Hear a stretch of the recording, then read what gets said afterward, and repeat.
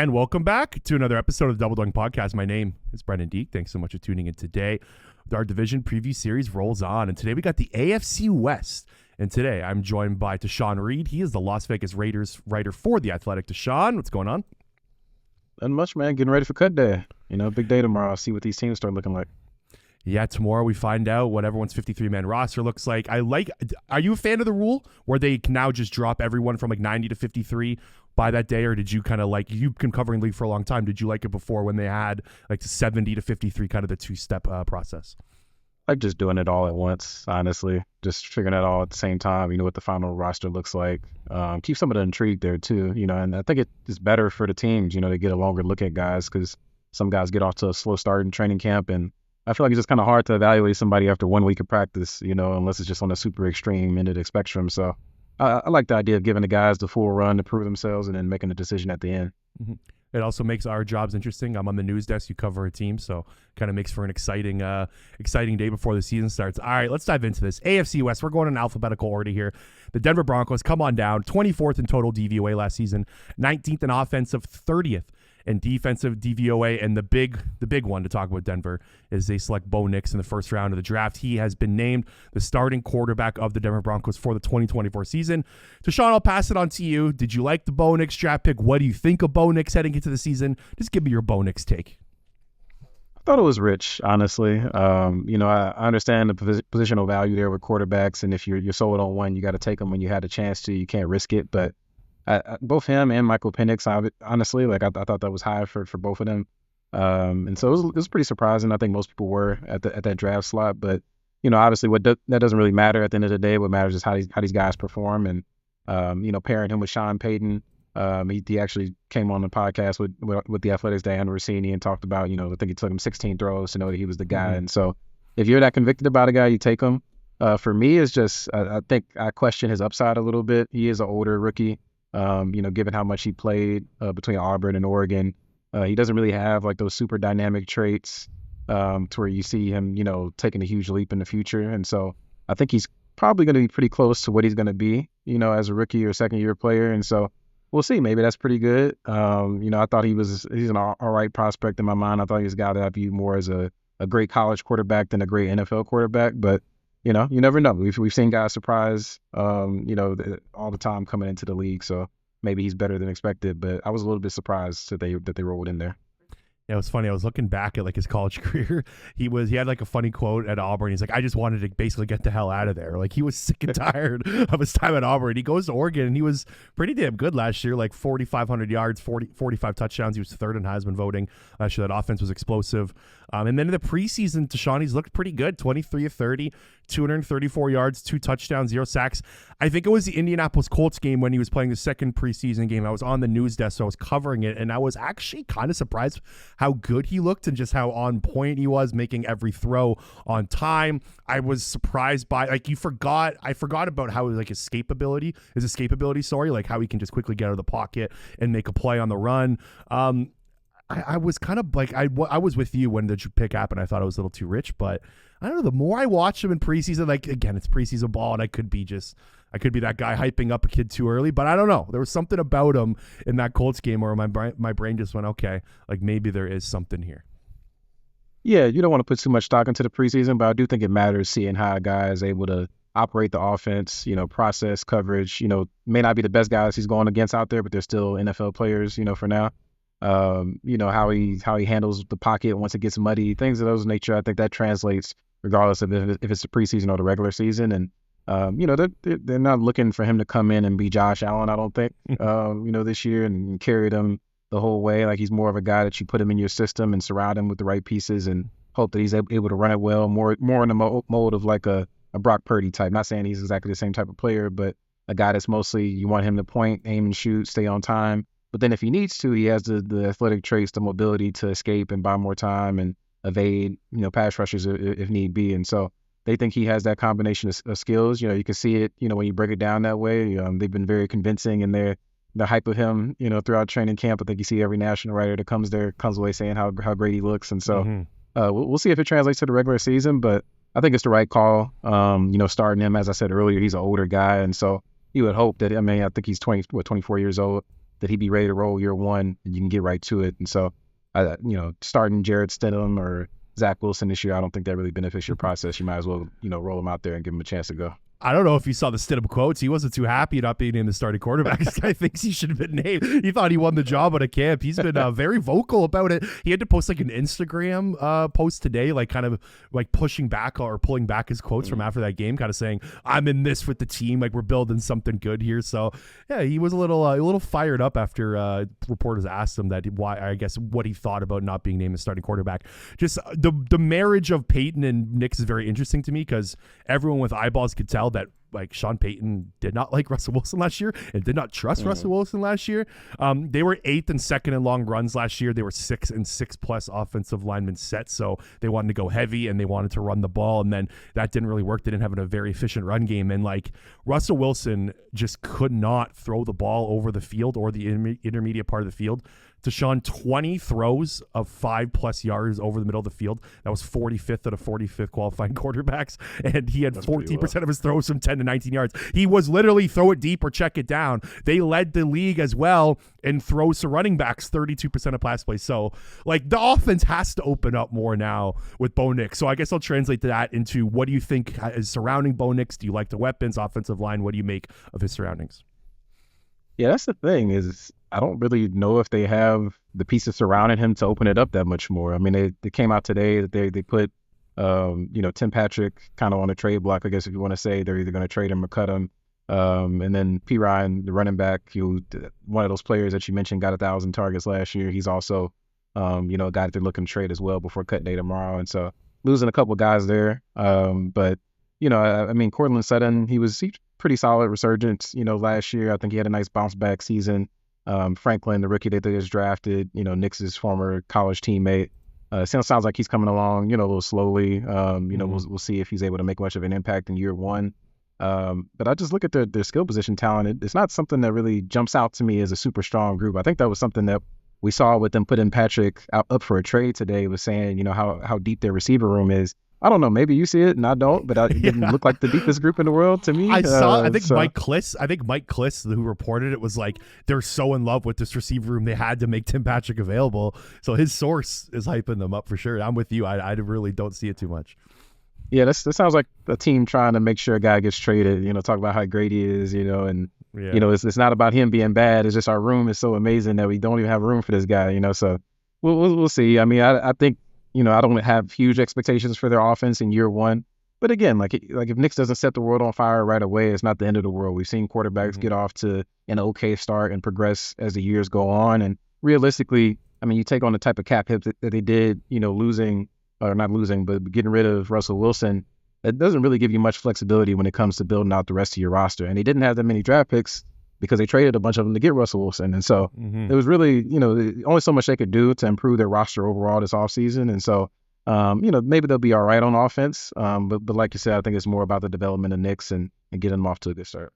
Yeah, they're kind of in a weird spot. Like you said, they trade all those draft picks, but then they spend so heavy in free agency last year, and two of those guys are at the offensive line, and Ben Powers and Mike McGlinchey. Like McGlinchey struggled at the beginning of last year, but he picked it up down the stretch. Like they have a solid offensive line, I guess. Like Luke Wattenberg is going to win that center job. He's a rookie, so maybe that's like their weak spot, but like Quinn Myers is really good. Garrett Bowles is solid. McGlinchey probably can play better than he did at the beginning of last season, kind of continue to improve on what he did at the end of last season. So like the weapons aren't crazy. Like I like Josh Reynolds. Josh Reynolds is like one of a favorite of mine. I've always been kind of banging the drum for him on this podcast. He was really good last season, like very underrated, 21% DVOA last season, 15.2 yards per catch.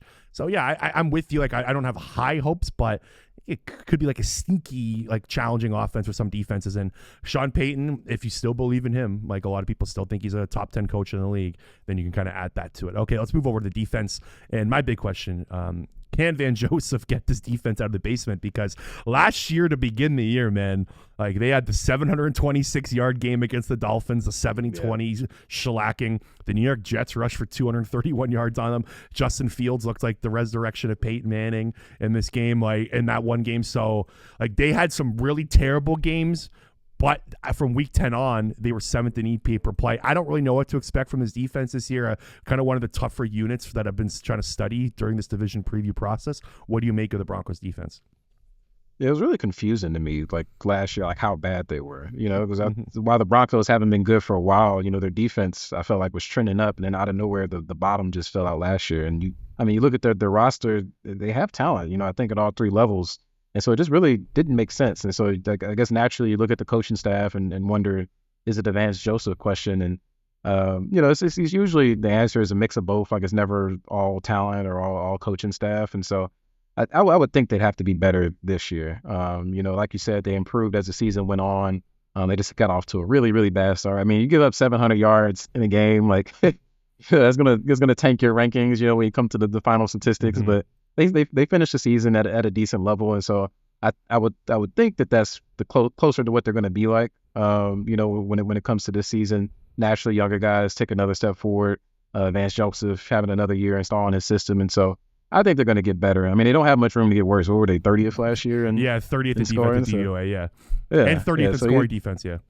Yeah, not too much room to go down. So exactly. I think they're going to get better. Yeah, like I think they're going to be kind of in the middle of the pack. Like I loved the Zach Allen sign last year. I thought he was kind of I know they kind of overpaid a little, but I thought he was one of the better free agents available. Maybe he can kind of play better than his 5-sack season. DJ Jones has not been a good signing for them so far from when he came over from Seattle. He got the big contract. Maybe he could take a step up. And I love Browning. Like I think Baron Browning is one of the most underrated players in the league when healthy. He suffered that injury that only held him to 10 games, but 14% pressure rate last season. Alex Singleton, the linebackers, Cody Barton are not terrible, but in the passing game, they can kind of take stuff away, and then the run game, they're good. Like Alex Singleton had 177 tackles last season, most double-digit tackle games in NFL history.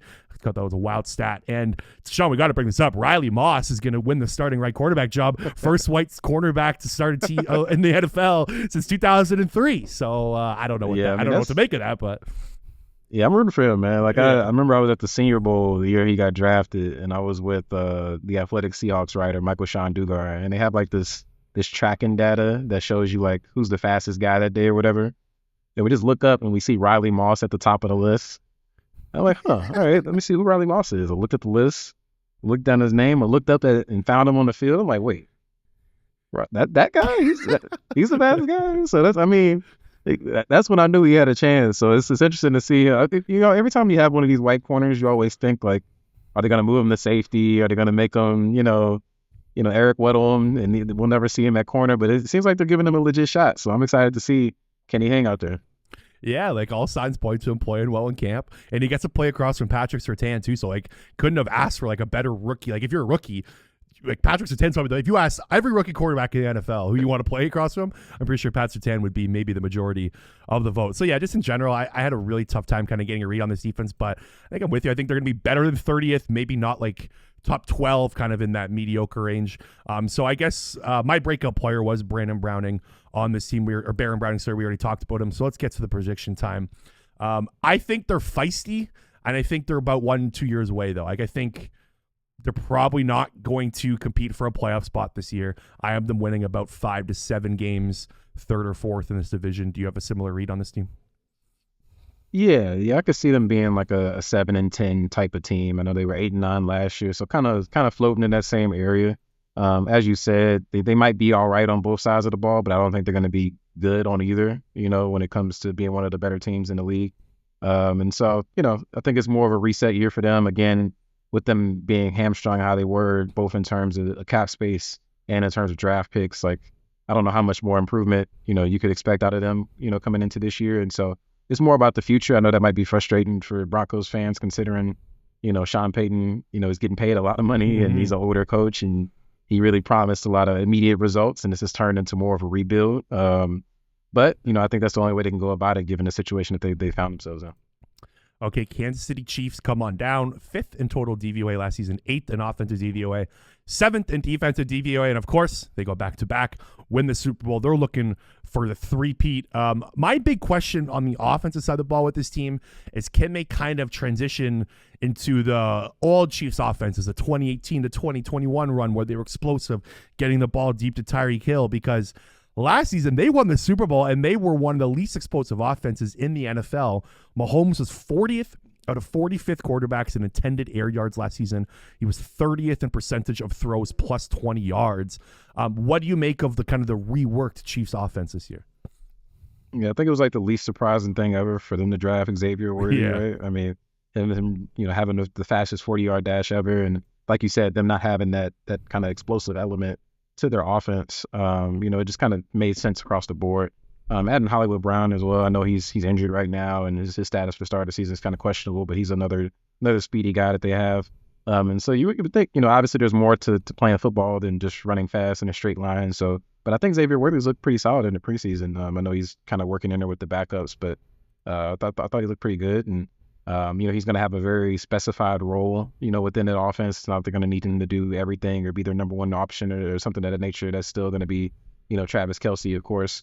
But I think even last year, their offense, I know we really kind of critiqued the offense the entire year. When I say we, it doesn't mean us as the media, but they were still like a top 10-ish offense, Yeah, 8th in offensive DVOA. Yeah. They still finished 8th, and there was like the worst Chiefs year ever. Yeah, it was still pretty good, and so if they can add a couple more explosive pieces, Patrick Mahomes is still Patrick Mahomes. Travis Kelce starting to slow down, but he's still pretty good. Their offensive line, I know they shuffled. Drafted the left tackle coming out of BYU, Kingsley stepping in. Yeah. So we'll see how the rookie does. That's always an adjustment coming in as a day one starter and kind of a dice roll. And I know Patrick Mahomes is mobile, but if that's a weakness throughout the season, that could be something that comes back to get him. But I don't expect anything really to change for this offense in terms of them being one of the better ones in the league. They just might be more explosive this year. Yeah, I was going to go to the offensive line. I'm glad you brought up Kingsley Suamataia. I think he's the talk of camp right now in Kansas City. He's won that starting job. Apparently, Brett Veach wanted him in the first round. Like he was kind of pushing to get him over Xavier Worthy. They end up standing pat and end up getting him later in the draft. So that worked out for them. They kind of got their two guys that they wanted. Joe Thuney, Creed Humphrey, Trey Smith, arguably the best three interior trio in the NFL. And Jawan Taylor really can't be worse than he was last year. Like he had I think it was 19 penalties total last season. And he's like the guy that everyone rips at when it's like a Sunday night game or Monday night game because everyone thinks he's jumping offside and he's not jumping offside, and all the casual fans are kind of freaking out. He's like I've never seen an offensive lineman just get more talk than Jawan Taylor in the NFL. But like the other thing that I really think they can improve on as well is the run game. Like they were 26 in rush success rate last year. If they can add like even let's say Isaiah Pacheco can take another step this year, and they have like the 10th best rush offense success rate. Like this offense, I hate how I think this offense is going to be top 3 again because I'm rooting against the Chiefs. I'm assuming a lot of your listener writers or your fans also like rooting against them. But damn, Tashan, I think they're going to be damn good. Yeah, people were hoping for them to fall off, at least offensively. Like, don't hold your breath. Like, as long as 15 there and Andy Reid is there, like, they're going to be good. I do agree with you that their rushing offense last year, I think that was part of, their, if we want to call them struggles on offense at times during the season. Isaiah Pacheco, I love his energy, and he runs very violently and aggressively, but he's not very efficient, usually. And so I think in the Super Bowl, their final rushing yardage looks pretty good, but it was mostly Patrick Mahomes out there doing stuff, and while he can do that, you don't want it to always be that way. And so if they can get more consistent in the ground game, which you would think they would, like with their offensive line, I mean, especially the way that they're beefed up on the interior with Trey Smith and Creed Humphrey and Joe Thuney, like they should be a really good rushing team. And so, sometimes I think, if there is one fault of Andy Reid, I think sometimes he falls a little bit too in love with the pass game and goes away from the run sometimes. And so it'll be interesting to see if he leans back into that a little bit more this season. As growing up an Eagles fan with Andy Reid as my head coach, I can attest to he likes the passing game over the run game. One more thing too, like they had 35 drops last year. Like led the NFL. I don't think it's going to happen again. Like all the signs just point to this offense taking a leap to top 3. All right, defensive side of the ball. I think this is a different conversation. Maybe there's a little regression coming. They lost their star corner in L'Jarius Sneed. They traded him to the Tennessee Titans. So they're going to look for one of the young guys on the outside to step up. Joshua Williams, Jalen Watson. They kind of didn't really add too many pieces. They also lost Willie Gay, and they're expecting some guys like Nick Bolton, Neil Chanel to take a step up. What do you make of this kind of reworked Chiefs defense as well? Yeah, I think losing Sneed is a big deal. I know that we kind of jokingly say that they can basically make anybody an all-pro corner over there in Kansas City. It does seem like they've had like an endless cycle of guys that they just draft, and all of a sudden they're they're great starters, but I do think he was like really excellent last year. Like whether you're talking about the regular season or the postseason, like he played at a really high level, and I was kind of surprised they let him go. Honestly, I thought they would at least try to franchise tag him or something of that nature. But with all that being said, I still think the defense should still be good. It may not be great. Like I think it was arguably the best defense in the league at points last season, and kept keep them afloat when sometimes where the offense was struggling and out of sync, and they were kind of out of sorts. And so, but I think they have Chris Jones back. I think George Karlaftis stepped up in a big way last season. You mentioned Bolton in the middle of the defense, Eric Reed as safety, and obviously I forget his name. What is his name? Cornerback out of Trent McDuffie. Trent McDuffie. There we go. Trent McDuffie, I think he was arguably you could say he was better than Snead at times last season as well. And so, I mean, they still have a ton of talent on the defensive side of the ball, and Spags is Spags. And so I don't think it would be like a major regression. Like I would be surprised if, kind of some of those earlier Chiefs teams where the defense was a weakness and the offense kind of had to, have crazy games every week, it seemed like, to win. I think this is a balanced team at this point. Good defensively and probably great offensively, which sounds like bad news for the rest of the division. Yeah, like everyone kind of I don't know if everyone forgets, but like the Chiefs won the Super Bowl on this side of the ball. Like they didn't have an offensive touchdown to like the fourth quarter, right? I think Marquez Valdez-Scantling's touchdown was in the fourth quarter. Like if it wasn't for the 49ers offense just being completely shut down, like if they were playing a team that scored 20 plus points, they lose. And they had to take some step back here because they just couldn't afford everyone, and Snead was one of them. You brought up McDuffie. I think it's interesting. He's moving to the outside right now. He was really good in the slot. So they're going to be relying on a guy like Shamari Connor to maybe step up in the slot. So like you lose Snead and you lose McDuffie at his prime position. So the secondary is a huge shuffle. But that's what Spags is best at. He's really good at developing secondary pieces. And Jalen Watson's a guy, and Josh Williams is a guy they really like in that building. And like just from the front, like Chris Jones is still Chris Jones. He was a monster last year. Led all defensive tackles to 52 pressures. And I'm expecting my breakout player. We'll get to that. I think Leo Chanel might be a future star in this league, Tashan. I think like I think he's turning 24 years old this year, and he played sparingly. 11% pressure rate last year, single digit missed tackle rate. He was the highest DVOA ranked player on the Chiefs defense last year. I think the Chiefs got another star just coming out of nowhere in Leo Chanel. So I'm with you. I don't think the Chiefs defense is going to regress too much, but I don't know if they'll be like a top 5 unit this year. Yeah, and I think that's fine. Like I think if they're top 10, fringe top 10, and the offense goes back to being top 3, that sounds like a Super Bowl contender, So I don't think that's a bad outcome for them. All right, Tashan, hit me with your Chiefs are missing the playoffs prediction, because I know you got it. Yeah, bad news. It's not the prediction that I have. I think they're going to win the division again for the 10th year in a row, whatever it is. So record-wise, we'll see maybe 11 wins type of season, but I think they win the division. I'm with you. I think they win the division first or second in the conference. Then I think like they're going to have a top 3 offense and like a 12th ranked defense, and they'll be just as good of a threat in the NFL. Quick question before we go to break. Is the Chiefs like I guess they've got to be the team that every Raiders fan hates, right? Like that's the number one. Like they're my Dallas Cowboys, for instance. Number one, I don't know if they're number one for everybody. Like they're up there, but that 49ers hate runs deep. Like that's a different type of, that Bay Area 49ers Raiders hate is like, that's special right there. So some people, that's probably number one, but they're up there for sure. When was the last time the 49ers were played the Raiders at home? They played, like they play in San Francisco, you mean? Yeah. It was the preseason. I think it was like 2021, I want to say. 2022, one of those years. I remember that game just because, for one, it took forever to get to that stadium. And then for two, after the game, they had like police helicopters like circling the stadium. And I was like thinking like something happened, I'm like, what's going on here? And they're like, oh, they're just here to make sure nothing happens. I'm like, they're just here just in case. So like, that's why I say, I think the 49ers, they might be number one for some people. Interesting. I never kind of put two and two together. I just figured it'd be the Chiefs because they win so much. But I guess the home turf kind of runs deep. Okay, we're going to take a quick break and we'll be back with the final 2 teams in the division. The Double Doink Podcast is sponsored by BetterHelp. Life is hard.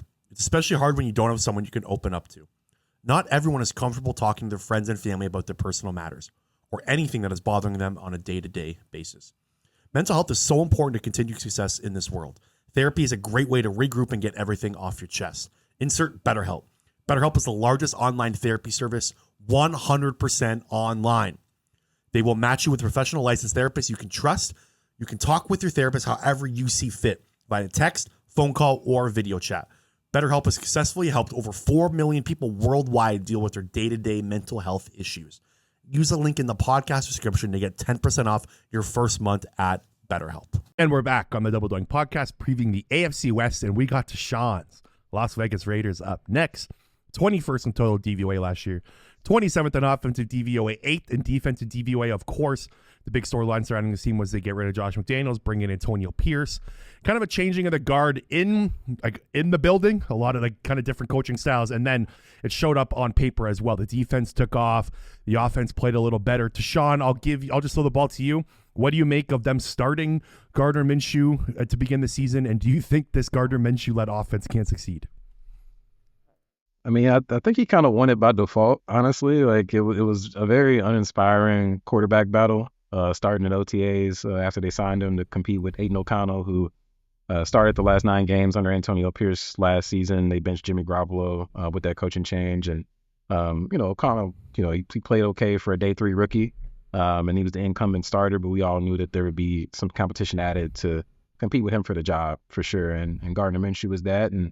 But the bad part was that neither one of them played well, from OTAs on. I mean, training camp, even in the preseason games, like, they just struggled with accuracy, too many turnovers, or putting the ball in the harm's way, passes that could have been easily intercepted or resulted in bad plays for the offense, and just never really looked comfortable. And I think even in that last preseason game that he played in against the Cowboys, like, that was a pretty bumpy, performance for him. O'Connell obviously didn't play much better. He had a pick 6 on his last pass, which might have been the final nail in the coffin for him, but it wasn't like a triumphant win, where somebody just took control of the battle and it was clear it should be the starter. I think up until Antonio Pierce announced it, everybody was kind of like, this could go either way. And so I think that's painted a concerning picture for the offense, going into the season.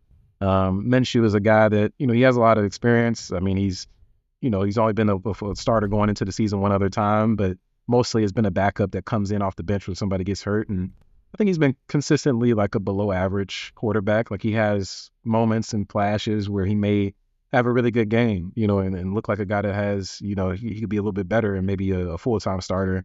But then he typically comes back down to earth, and so that like a 25th, I think Mike Sando, one of our writers, had quarterback tiers come out today, and I think he came in at the 25th. I think that feels pretty fair. And so that's not like the worst quarterback in the league, but it's like, clearly that you need to make an upgrade and that you're going to have to go get one at some point. And so I think that's the Raiders' reality, what it means for the offense.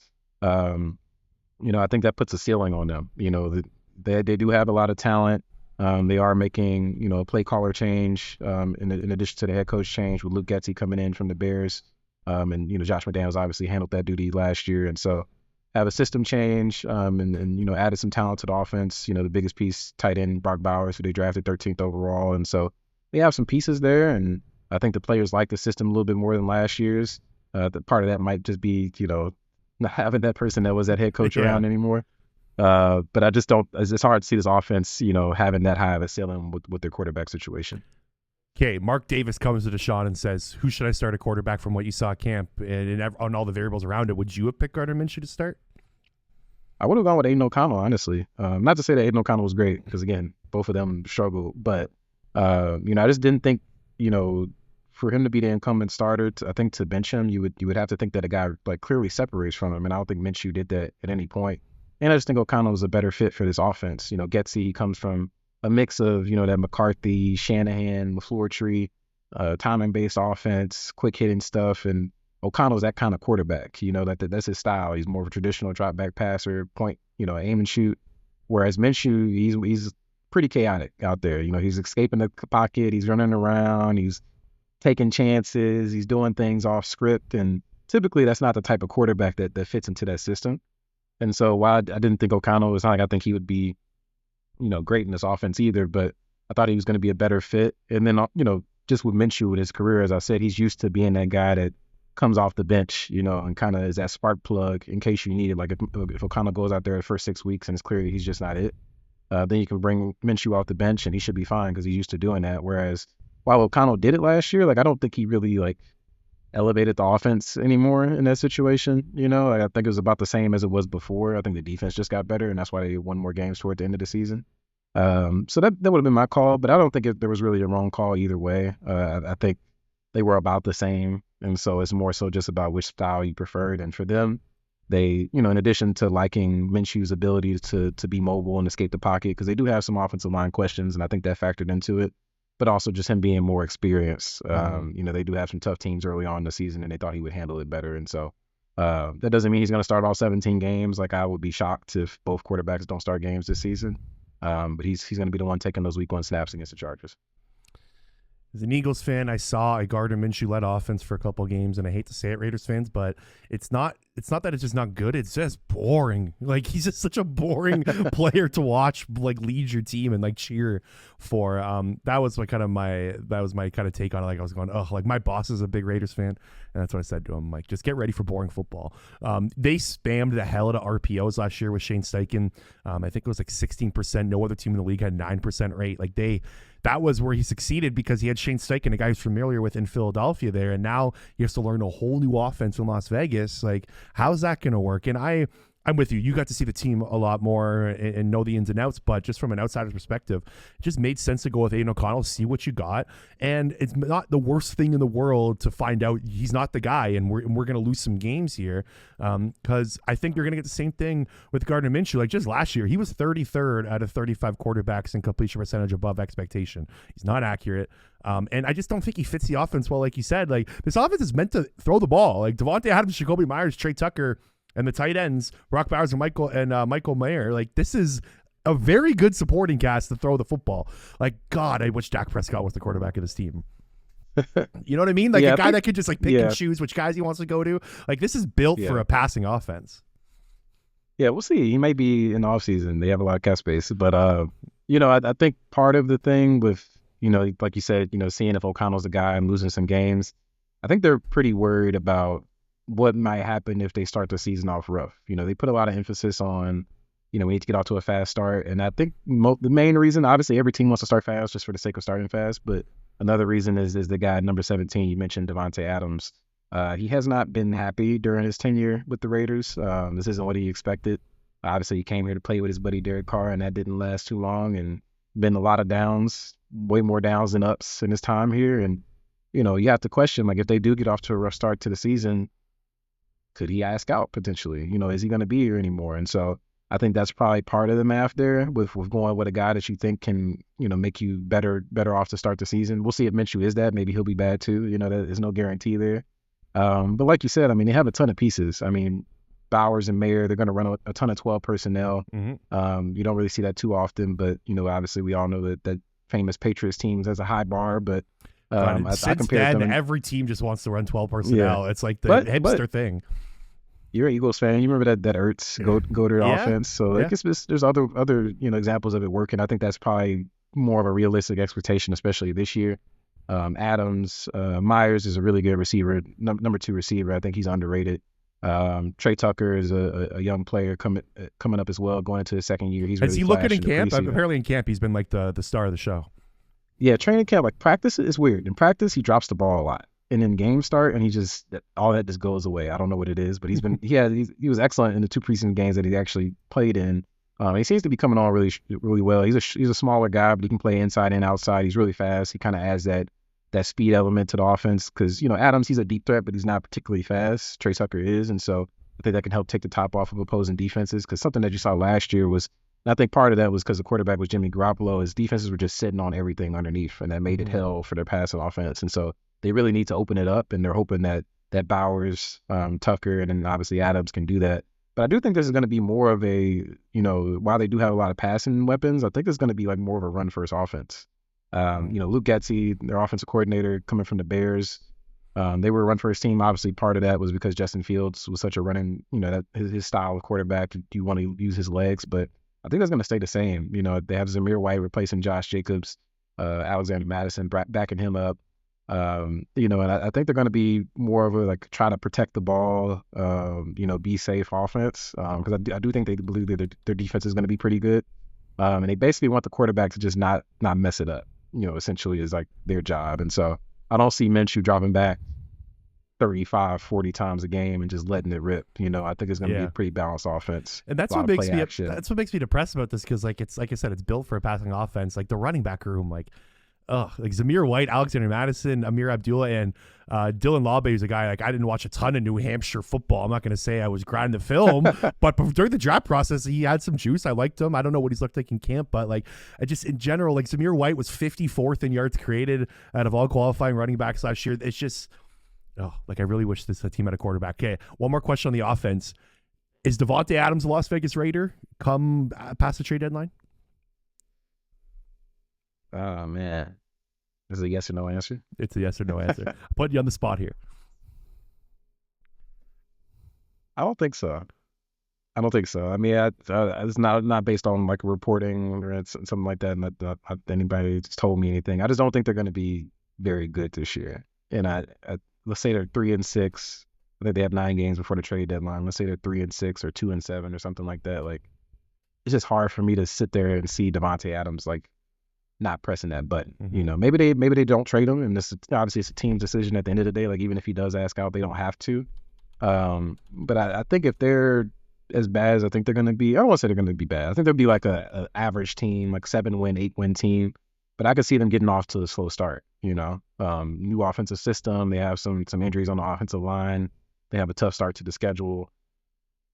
I think there's going to be a particular team on the East Coast that wears green with a certain quarterback that's really going to be pounding the table to try to go get him. And if they get a high enough draft pick offer, I think they would do it. And so I'm going to say no right now.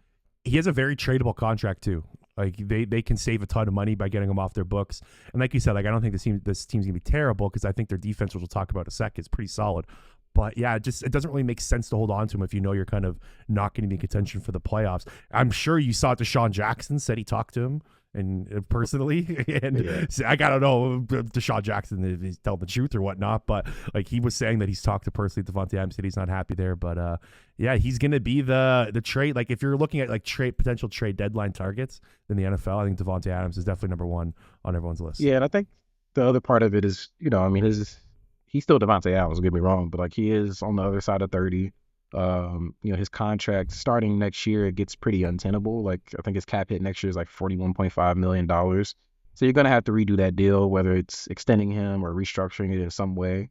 And like if the Raiders aren't good, like let's say they do get off to a rough start to the season, like does it really make sense to do that? Like give him an extension and, commit more money into an older receiver when you're not close to winning at all, and you're going to be searching for a quarterback in the offseason. Now, if you think you can go get, let's say the Cowboys don't extend Dak, and you think you can go get Dak Prescott and run it back, and that's your sell to Davante Adams, and maybe you convince him to stay. But at some point, you just kind of have to be realistic about where the team is, right? And so I think I don't know how high the Jets would go. I don't know if they would give up a first-round pick or a second-round pick, but if it was a significant offer, you would have to at least think about it. Mm-hmm. Well, they're not, like the Hassan Reddick thing has some handicaps right for a 3rd-round pick right now. But yeah, the Jets, it makes a lot of sense to New York. Like Mike Williams is a complete question mark to stay healthy. They really only have Garrett Wilson. If that team's doing well, like they're going to go for it. The fans in New York are just like begging for some sort of winning football. Like if they can make the move to make a piece of fan base and potentially push this year. Not just the Aaron Rodgers thing aside, like it does make a ton of sense. Okay, let's go on the defensive side of the ball. And like I said at the top, this defense really succeeded under Antonio Pierce. So from the first week to week 9, they were 24th in EPA per play on early downs, 3rd under Antonio Pierce from week 9 on, and then 2nd in EPA per play in general from week 9 to 18. I guess I'll throw the ball to you. What the hell happened with this defense in 2023? And do you think they can kind of continue the success into 2024? Yeah, give a lot of credit to Antonio Pierce, of course, but also defensive coordinator Patrick Graham. I think he entered the season with a lot of questions about his status. The defense was pretty rough, in his first year with Josh McDaniels, and then even through the first half of the season. But I talked to him last year, and he said one of the adjustments that he made, and I think this was part of the downfall. McDaniels was not doing this. Was he has his system like any coach does, his philosophy, his beliefs. But he realized he had to cater it to the players more so than just, I'm running this is how I'm running it. If you're not good at it, so what? I'm making you do it. And he started using players more in roles that fit their skill set, and simplify things a little bit more as well. And they also had a pretty significant midseason addition off the waiver wire and cornerback Jack Jones, who, Mm-hmm. he's playing at a pretty high level to end last season. I mean, he, had that big play against the Chiefs on Christmas Day, a pick six against Patrick Mahomes, but he was just a game changer for that secondary and helped raise their overall ceiling. But when it comes to Patrick Graham, using guys in different ways, one of the players that benefited from that the most, Malcolm Kuntz, a young defensive end who his first 2 years in the league, he basically didn't play at all, buried in the depth chart. They started, he's more of a smaller, kind of outside linebacker type, even though they run a 4-3, but they started using him in that type of way. Deshaun, he had a higher pressure rate than Max Crosby last year. Yes, he was like amazing to end the season last year. And obviously, Max Crosby he was Max Crosby even when the defense was bad. But when you pair that with another edge rusher playing the way that Malcolm Kuntz was, they had really good play from Robert Spillane last year, which I don't think a lot of people saw coming. And then you add a playmaker like Jack Jones in the secondary. I mean, that's the makers of a really good defense, and that's what we saw to end the season. Mm-hmm. And I think that was real. I don't think it was just a flash in the pan. They kind of caught fire and it's going to go away. And, this offseason, they made a big move adding Christian Wilkins, defensive tackle from the Dolphins. I would consider him a star player. I know he doesn't have necessarily the all-pros on his accolades, but I think he was a really great player last year. And I think it's only up from here for the defense. Like, I don't see them taking steps back. Yeah, the Kuntz thing was crazy. 6 sacks in his last 4 games. Spillane, 84 run stops. He's one of the best run defending linebackers in the NFL. I wanted to ask you about Tyree Wilson. How's he looked in camp? I heard there was some rumblings since I worked the news desk that he's potentially been shopped to the Chicago Bears when they were looking for a pass rusher. Don't know if that's true, but what has Tyree Wilson looked like in his second year? Yeah, it hasn't been good so far, to be honest. I mean, he had a pretty bumpy rookie year. His whole draft process got derailed last year because he suffered a season foot injury in his last year at Texas Tech, and so he didn't participate in a lot of the offseason stuff. And after he got drafted, I mean, he missed all the OTAs. He got off to a sluggish start in training camp. And then they ended up having to ask more of him than they expected because Chandler Jones had a lot of off-the-field issues last year and ended up getting released, never played last year. And so they basically needed a guy to step up and be a starter. That really wasn't the plan for Tyree Wilson. It was to work behind Chandler Jones and Max Crosby and come along slowly.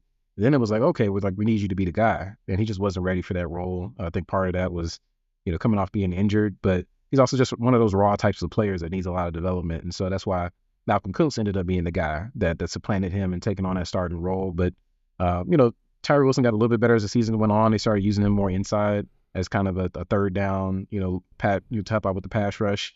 He had a couple plays in that role, but he hasn't taken that leap in training camp this year. He's a guy that he largely tends to lean on his physical abilities, trying to just kind of bull rush and power guys out of the way. And that works, when you're in the Big 12, but this is the NFL. Everybody's big and strong. And not to say that will never work, but you have to have something else in your skill set. And he just doesn't have that nuance to his pass rush arsenal yet.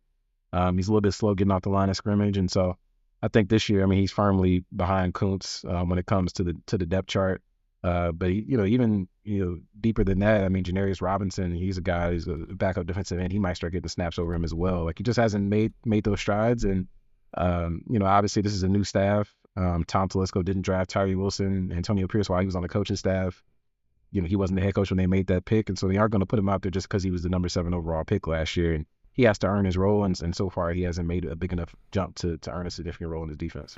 Yeah, it's disappointing. Like, he was the guy that just had freak athletic traits, and the Raiders are kind of banking on that he could kind of figure it out. But like you said, a lot of stuff that sounds like you're saying he's struggling with was what he struggled with coming out of college, right? Out of Texas Tech. So it would, if he popped, like, his defensive line is loaded. Like, Christian Wilkins was awesome last year, 13th in pass rush win rate of all defensive tackles. And like Max Crosby. I don't know if I saw a quote where, like, apparently Max Crosby and Christian Wilkins were the best basketball players on the team. And they did some sort of team basketball practice, and Antonio Pierce was like saying, "Oh my God, you should have seen these guys dunking and stuff like that." Kind of funny. Like, you have your defensive linemen as the best basketball players on the team. Shows the athleticism from them. Yeah, Max Crosby. He I remember it was a couple years ago. Like, I think Floyd Mayweather had one of those like celebrity basketball games or something during summer league, or it was some type of year. But Max played, and he's one of the better players on the court, man. He's 6'7", pretty 6'6", pretty athletic guy. He can dunk. He has a solid handle. His jump shot's all right, but when you're playing against football players, if you can dribble and dunk, you're probably gonna have a pretty good day, right? So Yeah, they had like a preseason or training camp thing where they went over to the that was back in OTAs. They went over to the Aces facility, is right next door to the Raiders facility, and Gotcha. had a little competition. So yeah, I think if you're picking a Raiders starting five, Mhm. both of them, and then Devontae Adams, he probably has something to say because Devontae is very confident that he could play in the NBA if he had taken that route. So he'd probably say he's the best. So that's probably the top three. Wasn't there like some sort of like Twitter argument between NFL and NBA players? Who started that this offseason, right? Where they were I saying think it like was like Shannon Sharp and like what's Doc Rivers' kid's name? Austin Rivers. Yeah, Austin Rivers. Yeah, Austin Rivers. Austin Rivers went on like ESPN and said, there's more NBA players that could play in the NFL than vice versa. Yeah, And I Shannon Sharp, remember it was a whole thing. But yeah. Well, I think this defense, like, if they can continue from last year, like, this is a potential to have a top 5-7 unit. But a couple things I'll pour some cold water on. They were the second healthiest defense in the league last season, according to adjusted games lost. And they played 35% of their games or snaps against backup quarterbacks. So that's not going to happen this year. But again, like, they have the talent level to kind of keep this up. Okay, I guess overall prediction. What does the 2024 season of the Las Vegas Raiders look like, Tashan?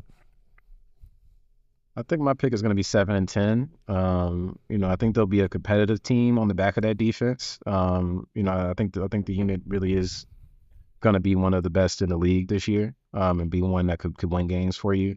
I just think what ends up holding them back is the quarterback situation and more broadly the offense. I just don't think they're going to be good enough. I think they'll be better than they were last year. Like last year was really, really, really bad offensively. Like it was hard to watch for most of the year. I think they'll be better and just off the strength of, improved personnel. But I also think Minshew is better than Jimmy Garoppolo was last year, or what Aiden O'Connell was last year.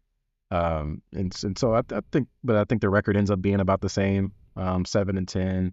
But it's year one of the regime. Antonio Pierce, Tom Telesco, they just got here, so it's not like a situation where you have to worry about them hitting the reset button again or something like that. But it's just more of a rebuilding year as they try to take that step forward. The down part, I guess, is 7-10 most likely is not going to be bad enough to get you in range to get one of those quarterbacks. We'll see how this college season plays out and if there are enough quarterbacks that are worthy of the super high draft pick. But I mean, it might be hard for a lot of people have been throwing out Shedeur Sanders out there for some reason. They think he's a great fit for the Raiders. Oh, the Mark Davis Shedeur Sanders pairing just would be so juicy. Yeah, but like we'll see. I mean, I don't know if they'll be in range to draft a guy, so it may have to turn to that veteran market. And I mean, if Dak Prescott hits free agency, obviously the Raiders wouldn't be the only team, but they have cash now. That's one thing that has changed. Like being in Las Vegas, money is not an issue anymore, and they'll have cap space. And so maybe they try to go get a guy like that. Yeah, I really didn't like the Gardner Minshew signing this offseason. I thought it was one of the worst kind of player to team marriages because one, they gave him like guaranteed money. Like it was like 2 years, $25 million. They're trying to like replicate like the Baker Mayfield thing when he got $4 million from the Bucs. Like it just be bad for a year. It's okay. You don't need to sign Gardner Minshew. Like I didn't understand it. And I had a feeling he was going to win the job because one, he's getting guaranteed dough. So Mark Davis might just be going, okay, we want to see him play. I think this was a team that should have just eaten or taken their medicine this year. And like you said, 7-10 might not be like good enough to get a quarterback. Yeah, but there's just elements to it. Like for one, Antonio Pierce, I think him taking over as an interim coach, I think the security is a little bit different than it is for a coach that gets hired outright to like a standard deal. And also they have the factor of like trying to keep guys like Davante Adams happy, so I think it would have been a tough sell if you're telling Davante, yeah, we're just going to roll it out there this year. Like he probably would not be a Raider right now if that was the sell they tried to make. And the $2,000 bottles in the Las Vegas Stadium, like the people buying those in the booths, you got to keep them happy. Just one more thing on the Raiders. How do you like in the new stadium and the new Las Vegas kind of vibe around the team? It's dope. I mean, I didn't start covering the team until they moved to Las Vegas, so I never saw their old stadium. But from what I've heard, it's a very substantial upgrade. the headquarters as well. But it's been cool to see this. It's kind of being part of history, just kind of seeing Las Vegas become a sports city between the Golden Knights winning the Stanley Cup, the Aces winning back-to-back WNBA championships. Obviously, the Raiders haven't won yet, but they're the Raiders. There's a ton of people living in Las Vegas that moved here from LA and Oakland and different parts of California that were already Raiders fans, so they really embraced the team. And we're starting to hear mumblings about the NBA and MLB and Formula One's here. There's always boxing and UFC, so like is really sort of done a 180 as a city in the last 5 years. And obviously a big part of that is, how the proliferation of gambling and how ingrained that's become in all these sports leagues. But it's been pretty cool to see. All right, let's finish it off with the Los Angeles Chargers. Come on down. You're finishing off the AFC West here. 19th in total DVOA, 16th in offensive DVOA, 26th in defensive DVOA. Sean, I am fascinated by this team this year. I think they're one of the more fascinating teams in the NFL, just in general with the Jim Harbaugh hire, the Jesse Minter coming in. My big question for the offense is, what the hell is Jim Harbaugh's offense going to look like here with Justin Herbert? What do you make of this new Herbert-Jim Harbaugh marriage? Well, Greg Roman's offensive coordinator, so I know they're going to run the ball a hell of a lot more than they did last year. Really Herbert's entire career so far with the Chargers, like they haven't been able to run the ball. Austin Eckler, he's a really productive fantasy football player, and he's a good player as well. But traditionally, running the ball, like they just haven't been that good. They also just didn't really try to run the ball that often. I think they were bottom 10 in the league in rushing attempts last year. I guarantee that's going to change this year. Not that they have the best running backs in the world. J.K. Dobbins, I think, is solid, and the other back that they have. But, they've invested a lot into the offensive line, just drafted Joe Alt, enormous right tackle, and they poured a lot of money into that position group. And so that doesn't mean that they're not going to use Justin Herbert. I know people have, so many analytics guys, and how would you run the ball with Justin Herbert? But it's not about that. We just talked about the Chiefs earlier with Patrick Mahomes and how much it helps them to be able to run the ball and open things up. And he's Patrick Mahomes, so I mean, it's only going to help Justin Herbert if their offense is more balanced. I think the more the question is, do they have the receiver talent? Can you name their number one receiver right now? Lad McConkey? I think. Yeah, that's got him. If that's the case, yeah. If that's the case, then they need to run the ball. It's going to be one of those types of situations. And so I don't know how good their offense is going to be this year, but I think structure-wise, in terms of their approach, I think it's going to be more balanced than it's been in the past. If this is a team, when I was doing the research for this pod, I'm going damn, if they just had a number one wide receiver, I'd be fully all in on it. They copied and pasted the Baltimore Ravens running back room and Gus Edwards, J.K. Dobbins, like you said. And Austin Eckler was so bad. I'm sorry, Eckler, if you're listening. You're not probably listening, but I'm sorry, it was a disaster last season. 50th in yards created. He looked like there was lead in his shoes. He just looked like he was slow, or he completely lost a step. So they had no run game at all. The offensive line was 26 in run block win rate, so they couldn't block properly. And then Jim Harbaugh comes in, and he's known, like you said, for his run first style offenses with Greg Roman and a play action attached to that. When he was with Baltimore, Lamar Jackson was 4th in play action win rate. So I think you're going to see kind of hammering the run and play action behind it. And that can open up everything for a wide receiver room. It's not that talented. Lad McConkey is probably number one. They're talking so much about him in training camp. I'm sure you've seen B-Writer reports and just he's the next coming of Devontae Adams, but we'll see. I am bullish on it, but we'll see. And DJ Chark is also dealing with a hip injury right now, so we'll see if that's also serious. But outside of those two, Joshua Palmer, Canadian boy, love him, former guest on the podcast. He brings a nice floor to the wide receiver 3 room. And then their big offensive signing was Will Dissly, and that will tell you what they're going to do because he's a run blocking tight end. So is hope lost on the receiver that they drafted already? Johnson, is he completely out? From the numbers are scary. He had analytically one of the worst offensive rookie seasons of wide receiver. 126 of the 126 wide receivers in separation according to DVOA's FTN metrics. So it was that bad. Yeah. Goodness. So I think they're probably looking for I wouldn't be surprised if it's one of those my guy that's faltered and your guy that's faltered kind of trade swap. There's already rumors out there that he might be on the market. But looking at the depth chart, I think he's the 4th receiver on this team right now, right? Outside of the top 3 guys. So, do you think they faltered then in drafting Joe Alt over let's say Malik Neighbors? I am obsessed with Malik Neighbors. I think Malik Neighbors is going to be an absolute superstar. He was my favorite player in this draft class, so I would have taken Malik Neighbors. But at the same time, I get why he took Joe Alt. They want to establish the offensive line. Your $100 million plus quarterback is getting absolutely hammered. He's got two broken fingers last year. He had rib injuries. The ownership probably looking up top going we got to protect this dude, and you got to draft an offensive lineman. But at the same time, I was so high on Malik Neighbors. I thought he was the best wide receiver in the draft class over Marvin Harrison Jr. That was kind of my hot draft take. But do you think they made a mistake?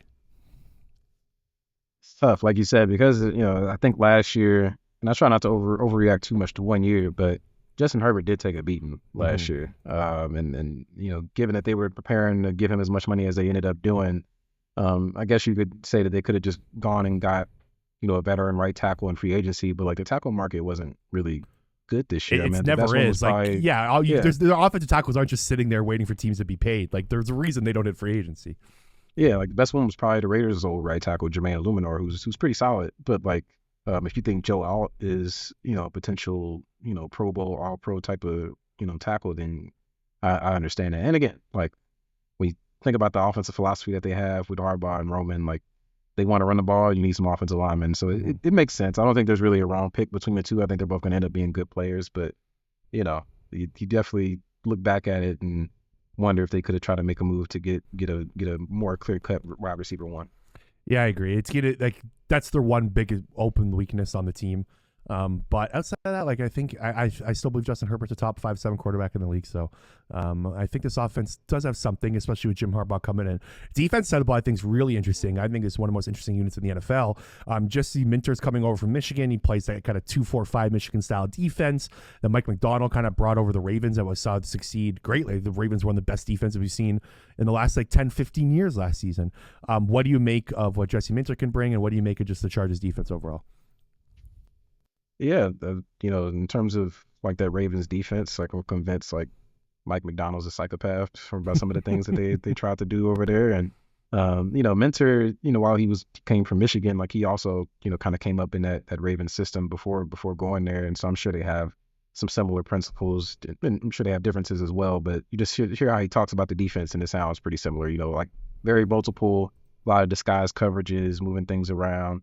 I think probably that might scare Chargers fans a little bit because that sounds a lot like their now former head coach who, that's how he got the job, was doing that kind of stuff. There was a tweet that went viral that showed Khalil Mack one-on-one with Tyreek Hill in week 1 last year. And it's like, this was Brandon Staley brought. So, yeah. Yeah. Yeah. So, I mean, I think the thing with the Chargers, like, I just got to see it. Like, they're one of these teams, like, every year we look at their roster, like, oh, man, the defense, like, they got Joey Bosa, they got Khalil Mack, they got Derwin James. Like, you can sit there and you make it start sounding really good. And every season comes around, the defense is like one of the worst in the league. Mm-hmm. A lot of it is due to injury because guys can't stay healthy. I mean, I think Joey Bosa is nursing something right now. I don't know exactly what it is. And he just hasn't played enough games the last 2 years to feel too good about him being healthy. 500 snaps last 2 years. It's bad. Yeah. Mm-hmm. So I guys got to see it with them. Like, as good as the scheme can be, and Jesse Minter, I know he has a lot of credentials. Like, I just don't trust this roster right now. Partly because of I think they have some legitimate questions too. Like outside cornerback has been a weakness for them ever since that J.C. Jackson signing blew up in their face. And right now, I don't know if they have a clear answer for that spot. In terms of the health elsewhere on the roster with some of their other Derwin James is another guy that struggles to stay healthy. Khalil Mack was really good last year, but even he had injuries in recent years. So I just got to see it, in terms of this defense putting it all together. Yeah, there's a lot of like, if these guys stay healthy, they can be good, kind of going on this defensive roster. Like you brought up Derwin James, he's like loving this new defensive scheme. He's been very vocal about how he's healthy. This will be the best version of himself. Again, we'll see. Joey Bosa, like you said, is dealing with an injury. He's barely played the last 2 years. And Khalil Mack, if he can stay healthy and can contribute like he did last year, like he was. I was looking at his stats last year. I'm going like, how did this guy get on more defensive player of the year love? Like 17% pressure rate, 18 sacks. He had a single-digit missed tackle rate. He was unbelievable for them last year. He had like 10 of those against the Raiders. So. Was that 6-sack game against O'Connell, right? Didn't he have 6 of them in that one game? Yeah, I remember watching that one.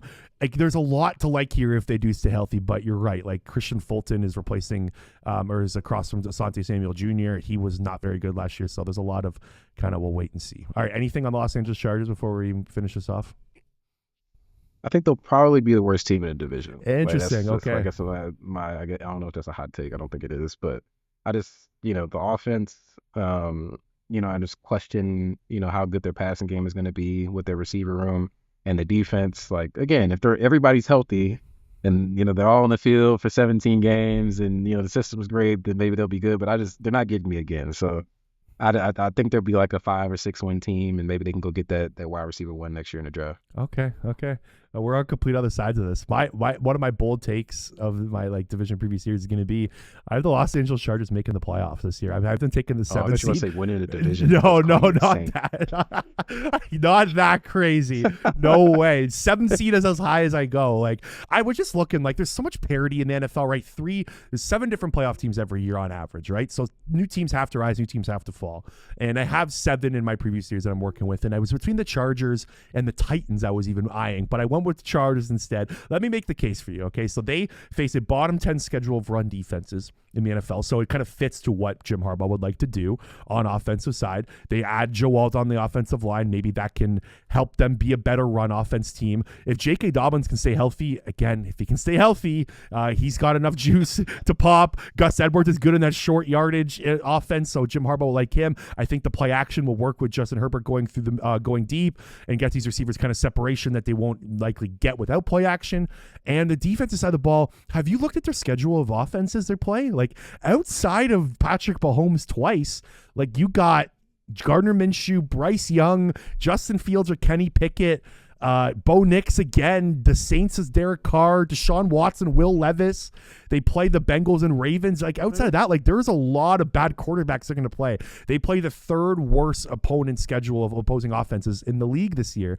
I think Jesse Minter can really flip this defensive fortunes around with the bad schedule and everything. And Jim Harbaugh's 44-19 as a head coach in the NFL. So that's my case for the Chargers making the playoffs. I might be batshit crazy. I probably am batshit crazy. I had a friend who's already ripping me for this take. I told him I'm throwing it out there. So yeah, there's my Chargers bold take of the year. That was pretty convincing. I don't agree with you still, but like that's a nice like sell job right there. That's what I got to do. All right, Tashan, this was awesome. Thanks so much for jumping on. Appreciate you. You're one of my favorite follows when it comes to Raiders content. Why don't you let the listeners know where they can follow your work and where they can find you on social media? Yeah, just follow me at Tashan Reed. That's TASHANREED. On Twitter at The Athletic. Subscribe and check out my writing along with my partner Vic Tafer also covers the Raiders for us. We also have a Raiders podcast, Just Win Podcast. It's on YouTube, Apple, Spotify, wherever you get your podcasts, and follow us along as we chronicle yet another Raiders season. All right, Tashan, I will be reaching out to you to talk some Raiders throughout the year, but I said I enjoy the season, and again, thanks for coming on. Yes, sir. Appreciate you.